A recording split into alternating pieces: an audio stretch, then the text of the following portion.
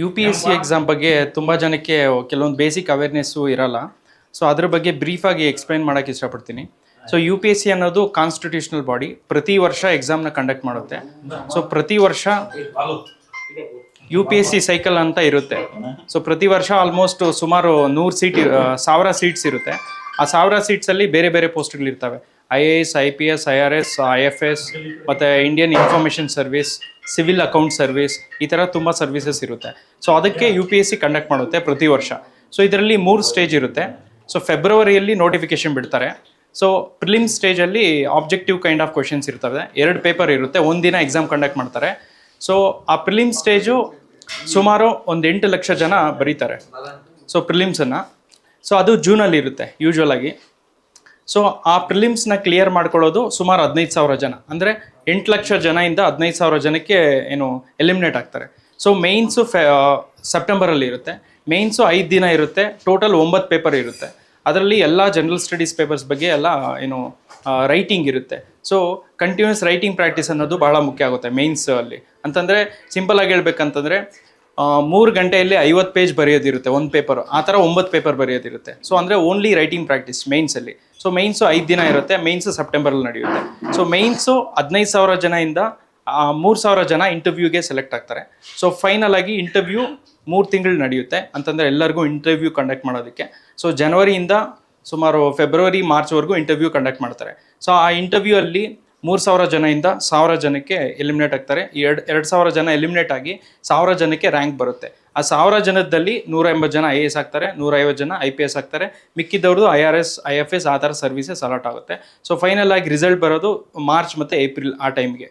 So ಇದು 3 stage process. ಈ ಒಂದು ಯು ಪಿ ಎಸ್ ಸಿ ಪ್ರಿಪ್ರೇಷನಲ್ಲಿ ನಾವು ತುಂಬ ಸಬ್ಜೆಕ್ಟ್ಸ್ನ ಸ್ಟಡಿ ಮಾಡೋದಿರುತ್ತೆ. ಉದಾಹರಣೆಗೆ polity, economy, geography, art and culture ಮತ್ತು ಸೆಕ್ಯೂರಿಟಿ, ಎಥಿಕ್ಸ್ ಬಗ್ಗೆ ಸ್ಟಡಿ ಮಾಡ್ತೀರಿ. ಈ ಥರ ಸುಮಾರು ಒಂದು 15ರಿಂದ 20 ಸಬ್ಜೆಕ್ಟ್ಸು ಸ್ಟಡಿ ಮಾಡೋದಿರುತ್ತೆ. ಸೊ ಇಷ್ಟು ಸಬ್ಜೆಕ್ಟ್ ಸ್ಟಡಿ ಮಾಡಬೇಕಾಗಿರೋದ್ರಿಂದ ತುಂಬ ಟೈಮ್ ಬೇಕಾಗುತ್ತೆ. ಸುಮಾರು ಒಂದು 2 ವರ್ಷ ಆದರೂ ಟೈಮ್ ಮಿನಿಮಮ್ ಬೇಕಾಗುತ್ತೆ ಏನು ಪ್ರಿಪ್ರೇಷನ್ಗೆ. ಅದಾದಮೇಲೆ ಎಕ್ಸಾಮೇ 1 ವರ್ಷ ಆಗುತ್ತೆ. ಸೊ ಮಿನಿಮಮ್ 3 ವರ್ಷ ಬೇಕಾಗುತ್ತೆ ಯಾರೇ ಆಗಿರಲಿ ಫಸ್ಟ್ ಅಟೆಂಪ್ಟಲ್ಲೇ ಕ್ಲಿಯರ್ ಮಾಡ್ಕೋಬೇಕಂದ್ರೆ. ಸೊ ಎವ್ರಿ ಅಟೆಂಪ್ಟ್ ಫೇಲ್ ಆದಮೇಲೆ ಮತ್ತೆ ವಾಪಸ್ಸು ಫಿಲಿಮ್ಸ್ ಬರಿಬೇಕಾಗುತ್ತೆ, ಮೇನ್ಸ್ ಬರಿಬೇಕಾಗುತ್ತೆ, ಮತ್ತೆ ಇಂಟರ್ವ್ಯೂ ಹೋಗ್ಬೇಕಾಗುತ್ತೆ. ಸೊ ಅದರಿಂದ ಈ ಎಕ್ಸಾಮ್ ಅನ್ನೋದು ಒಂದು ಸ್ವಲ್ಪ ಭಯ ತರಿಸುತ್ತೆ. ಯಾಕಂತಂದರೆ ಇಂಟರ್ವ್ಯೂಗೆ ಹೋದ್ರೂ ಕೂಡ ಮತ್ತೆ ವಾಪಸ್ ನಮಗೇನು ಸಿಗಲ್ಲ, ಮತ್ತೆ ವಾಪಸ್ಸು ಝೀರೋಯಿಂದ ಶುರು ಮಾಡಬೇಕಾಗುತ್ತೆ. ಈ ಥರ ಪ್ರತಿ ಅಟೆಂಪ್ಟು ಫೇಲ್ ಆದಾಗ 1 more ಅಟೆಂಪ್ಟ್ ರೈಸ್ ಆಗ್ತಾನೆ ಇರುತ್ತೆ. ಲೈಕ್ 1 year ಆ್ಯಡ್ ಆಗ್ತಾ ಹೋಗುತ್ತೆ. ಫಸ್ಟ್ ಅಟೆಂಪ್ಟ್ ಫೇಲ್ ಆದರೆ 3 years, ಮತ್ತು ಸೆಕೆಂಡ್ ಅಟೆಂಪ್ಟ್ ಆದರೆ 4 years, ಈ ಥರ 5-6 years. ಅದರಿಂದ ಯು ಪಿ ಎಸ್ ಸಿ ಟಾಪರ್ಸ್ಗೆ ಪ್ರತಿಯೊಬ್ಬರಿಗೂ ಒಂದು 5-6 ವರ್ಷ U P S C preparation journey ಇದ್ದೇ ಇರುತ್ತೆ. ಸೊ ಆದ್ದರಿಂದ U P S C clear ಮಾಡ್ಕೋಬೇಕಂತಂದರೆ ಟೈಮ್ ಜಾಸ್ತಿ ತೊಗೊಳುತ್ತೆ. Patience very important. ಸೊ ಅದನ್ನು ಕನ್ಸಿಡರ್ ಮಾಡಿಕೊಂಡೇ ಬರಬೇಕಾಗುತ್ತೆ.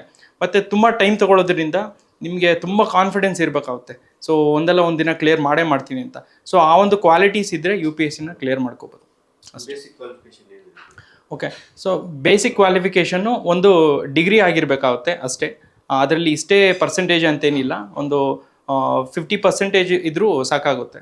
ಸೊ ಒಂದು ಡಿಗ್ರಿ ಇರಬೇಕಷ್ಟೇ. ಅಷ್ಟಿದ್ರೆ ಸಾಕು, ಯು ಪಿ ಎಸ್ ಸಿಗೆ ಅಪ್ಲೈ ಮಾಡ್ಬೋದು. ಮತ್ತು 21 ವರ್ಷ ಆಗಿರಬೇಕು ಯು ಪಿ ಎಸ್ ಸಿಗೆ. ಮತ್ತು ಮ್ಯಾಕ್ಸಿಮಮ್ ಏಜು 32 ವರ್ಷ ಜನರಲ್ ಕ್ಯಾಟಗರಿಗೆ. ಮತ್ತು ಒ ಬಿ ಸಿಗಾದರೆ 35 ವರ್ಷ, SC STಗಾದರೆ 37 years. ಮತ್ತು ಅಟೆಂಪ್ಟ್ಸ್ ಬಗ್ಗೆ ಹೇಳೋದಾದರೆ ಜನರಲ್ಗೆ 6 ಅಟೆಂಪ್ಟ್ಸ್ ಇರುತ್ತೆ, ಒ ಬಿ ಸಿಗೆ 9 ಅಟೆಂಪ್ಟ್ಸ್ ಇರುತ್ತೆ, SC STಗೆ ಅನ್ಲಿಮಿಟೆಡ್ ಅಟೆಂಪ್ಟ್ಸ್ ಇರುತ್ತೆ. ಈ ಥರ. Okay, thank you sir.